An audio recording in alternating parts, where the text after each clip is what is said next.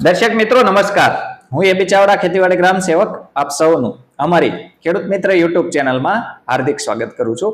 વાલા ખેડૂત મિત્રો, આજના વિડીયોમાં આપણે દિવેલાનાથી કયા કયા ફાયદાઓ થાય છે, કપાસના બદલે હાલમાં દિવેલાની ખેતી કરીએ તો કેટલો નફો મળી શકે, એક એકરમાં કેટલો ખર્ચ થાય, કેટલી મહેનત થાય, ઉપરાંત દિવેલાની કીટ માટે હાલમાં ઓનલાઈન અરજી લેવાનું ચાલુ છે અને આ કીટ કેવી રીતે મેળવવી એના વિશે આ વિડીયોમાં આપણે વિસ્તૃતથી સંપૂર્ણ માહિતી મેળવીશું. માટે વિડીયોને અંત સુધી જોવાનું ચૂકશો નહીં.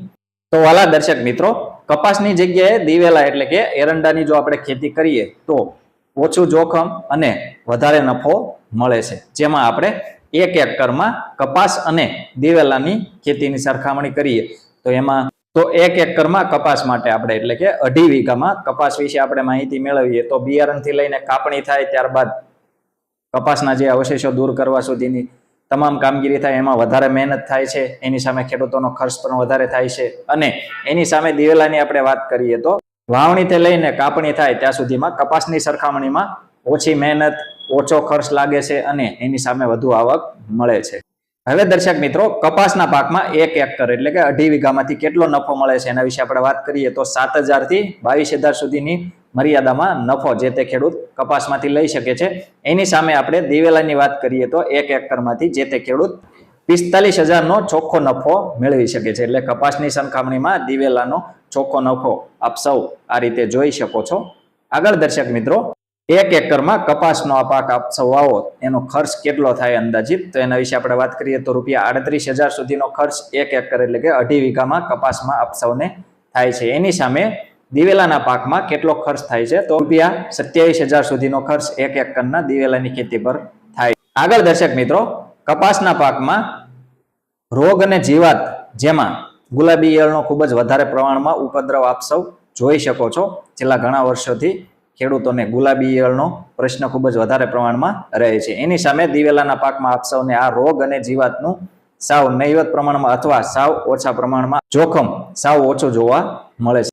એટલે કપાસની સરખામણીમાં દિવેલાનો પાક આપણે જોઈએ તો તંદુરસ્તીમાં વધારે ફાયદાકારક છે. આગળ દર્શક મિત્રો, અતિવૃષ્ટિ, દુષ્કાળ વગેરેની પરિસ્થિતિમાં કપાસના પાકમાં ખૂબ જ વધારે પ્રમાણમાં જોખમ રહે છે. ગયા વર્ષે આપણે જોયું કે વધારે પડતો વરસાદ થયો એના કારણે કપાસના ઊભા પાકને ખૂબ જ નુકસાન થયું. એની સામે આપણે સૌ જાણીએ છીએ કે દિવેલાનો પાક જે રીતે ઊભો હતો એ રીતે જ દિવેલાનો પાક અડીખમ ઊભો રહ્યો. દિવેલામાં કોઈ પણ પ્રકારનું નુકસાન થયેલ ના હતું. એનાથી આપ સૌ સારી રીતે જાણકાર છો. એટલે દર્શક મિત્રો, કપાસમાં વધતું જોખમ અને દિવેલાની નવી તક, આ તક આપ સૌ મેળવીને દિવેલાની ખૂબ સારી રીતે ખેતી કરી શકો. હવે દર્શક મિત્રો, આ એકર એટલે કે 2.5 વીઘા માટે આપ સૌએ જો કપાસની ખેતી આપ સૌ કરતા હોય તો વધારે જમીન હોય તો એમાંથી થોડી જમીન કાઢીને આપ સૌ દિવેલાની ખેતી કરી શકો છો. અને આ દિવેલાની ખેતી કરવા માટે 1 એકર માટે એક કીટ આપવામાં આવશે.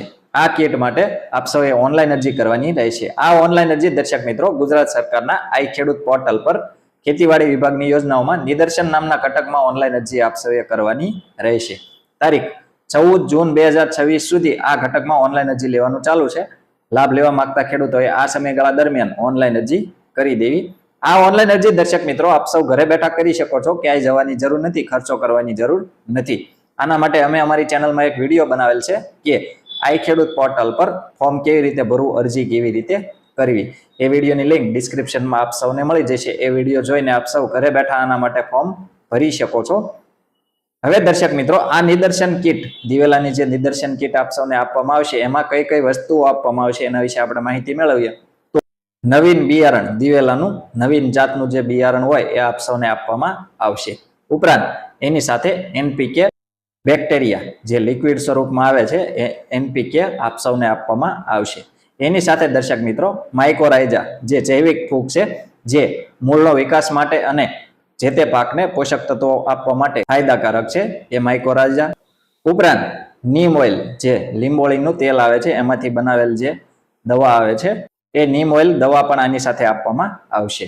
આ મુજબની તમામ વસ્તુઓ આપ સૌ ખેડૂત ભાઈઓને આ નિદર્શન કીટમાં આપવામાં આવશે.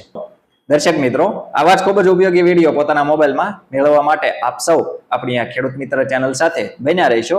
આપણી આ ચેનલ સાથે બન્યા રહેવા માટે આપણી ખેડૂત મિત્ર ચેનલ સબસ્ક્રાઇબ કરવા વિનંતી. જો આપ સૌને અમારો આ વિડીયો પસંદ આવ્યો હોય તો વિડીયોને લાઇક કરજો અને વધુમાં વધુ ખેડૂતોને આ વિડીયો શેર કરવાનો એટલે કે મોકલવાનું ભૂલશો નહીં. ઉપરાંત આ વિડીયો બાબતે કોઈ પણ પ્રશ્ન કે મૂંઝવણ હોય તો કોમેન્ટમાં આપ સૌ અમને જણાવી શકો છો. અમે આપ સૌના પ્રશ્નોના સંતોષકારક જવાબ આપીશું. આભાર.